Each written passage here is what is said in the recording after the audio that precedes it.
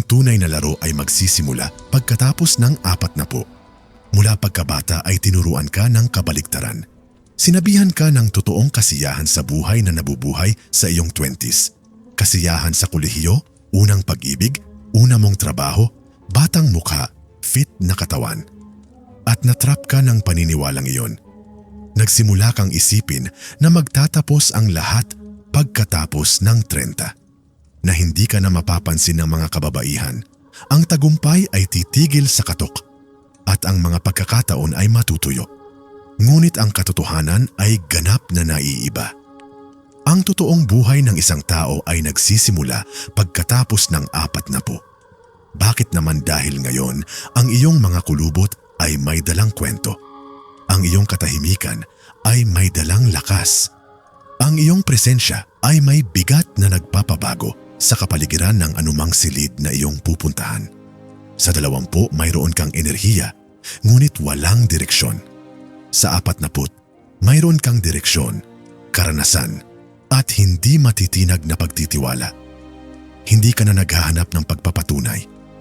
Hindi mo na sinusubukang magpa-impress, umiiral ka lang. At sapat na iyon. Isang 20 taong gulang na batang lalaki ang sumusubok na makuha ang atensyon. Natural na hinahatak ito ng isang 40 taong gulang na lalaki. Dahil ngayon alam niya na kung may mananatili sa kanyang buhay, ito ay sa pamamagitan ng pagpili, hindi sa pressure. Ang kapanahunan na ito, ang katahimikan na ito, ang katatagan na ito ang nagiging pinakamalakas na magnet sa lahat. Sa mga relasyon man, tagumpay o paggalang. Ang lahat ay natural na umiikot sa lalaking huminto sa pagtakbo. Ito ang sandali na huminto ka sa pagiging lalaki at tunay na naging lalaki. At sa puntong ito magsisimula ang totoong laro ng buhay. Hindi nakakaakit ang edad. Nakakaakit ang pag-iisip. Sa pamamagitan ng 40, karamihan sa mga tao ay nagsimulang maniwala na ang kanilang oras ay lumipas na. Ngunit ang isang tunay na lalaki ay sumisira sa ilusyon na ito. Ang atraksyon ay hindi kailanman nagmumula sa edad, galing ito sa mental energy. Kapag sa wakas ay naunawaan ng isang tao na hindi niya kailangang patunayan ng anuman sa sinuman, ang kanyang katahimikan ay nagiging impluwensya. Bawat kilos, bawat salita, bawat hakbang na ginagawa niya ay nagsisimulang mag-iwan ng epekto. Sa 20, napuno ka ng mga pagdududa. Sa 40, dala mo ang kalinawan. Sa 20, naghanap ka ng pag-apruba. Ngayon lumikha ka ng iyong sariling landas. At ang paglilipat na ito ay ginagawa kang bihira. Sinasabi ng psikolohiya na kapag ang isang tao ay tumigil sa pamumuhay para sa pagpapatunay at nagsimulang mabuhay para sa paningin, siya ay nagiging inspirasyon sa iba. Hindi mo na kailangang magpakitang gilas. Hindi mo na kailangan pasayahin ang lahat.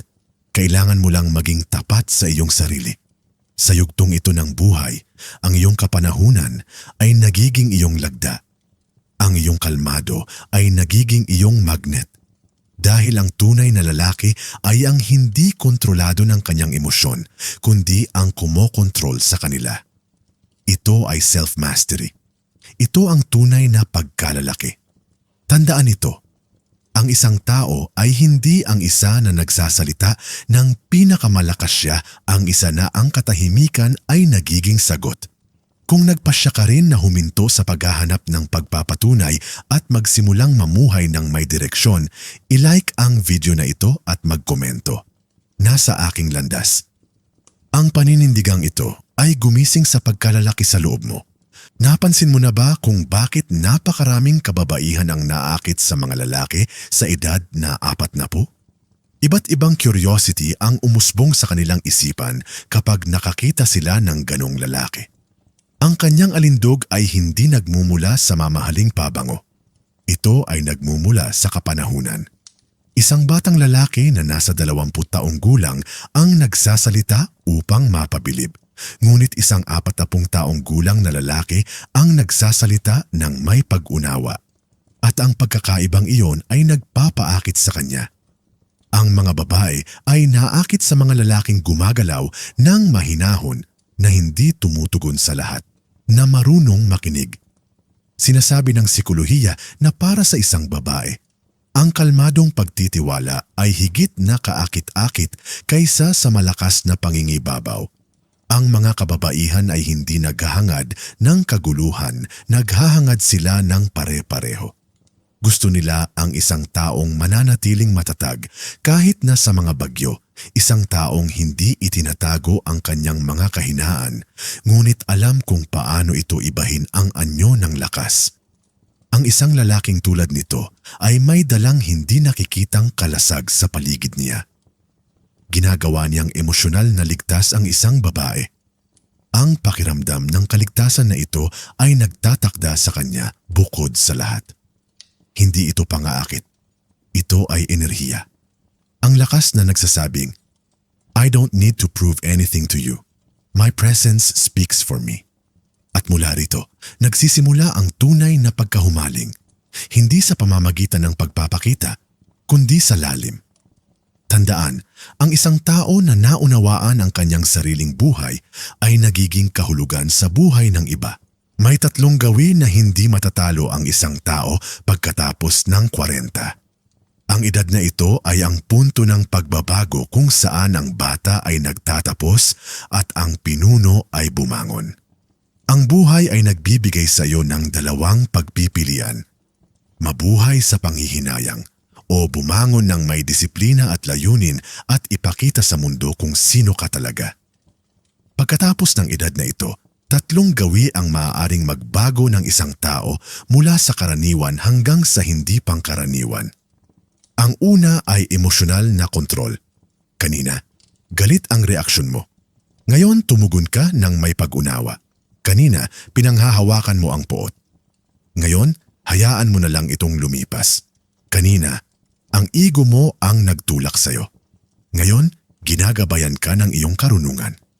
Ang maturity na ito ay naglalagay ng natural na awtoridad sa iyong mukha. Ang pangalawa ay isang piling bilog. Hindi mo na sinusubukang pahangain ang lahat. Pumili ka ng mga dekalidad na relasyon.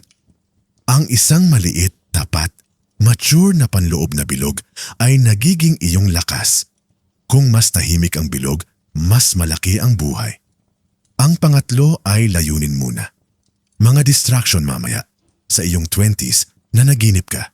Sa iyong mga 40, oras na para makamit ang mga pangarap na iyon. Ang buhay ay hindi na tungkol sa luho. Ito ay tungkol sa pamana. Ang iyong focus ay hindi na sa pagpapakitang tao, ngunit sa pagbuo ng iyong sariling imperyo. Kapag ang isang tao ay nangako sa kanyang misyon, ang mundo ay gumagawa ng puwang para sa kanya. Ito ay hindi lamang paggalang sa sarili. Ito ay self-mastery. At kapag naabot mo ang estadong ito, hindi ka lang nagiging kaakit-akit, naging hindi ka mapigilan. Well, yun lang para sa araw na ito. Naabot na namin ang dulo ng video na ito at huwag kalimutan na ikaw ay isang mahalagang bahagi ng channel na ito. Huwag mag-atubiling ibahagi ang iyong mga saloobin sa seksyon ng mga komento. Kung hindi ka sigurado kung ano ang iko-komento, itype lang ang 100. Bukod dito, kung bago ka at hindi ka pa nakasubscribe sa channel, tandaan na mag-subscribe sa channel at pindutin ang bell icon upang hindi mo makaligtaan ang anumang kapaki-pakinabang, nagbibigay kaalaman na pang-araw-araw na mga video. Salamat sa panonood.